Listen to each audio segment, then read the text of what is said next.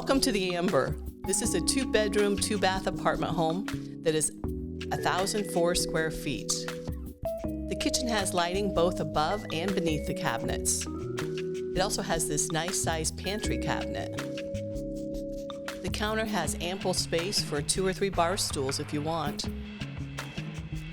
The master bedroom includes a desk area with cabinets both above and beneath the desk. The spacious walk-in closet offers both space for hanging clothes and racks for shoes or your other items.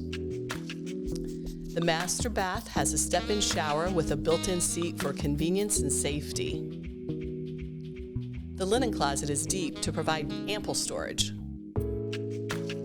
The guest bedroom has a large window.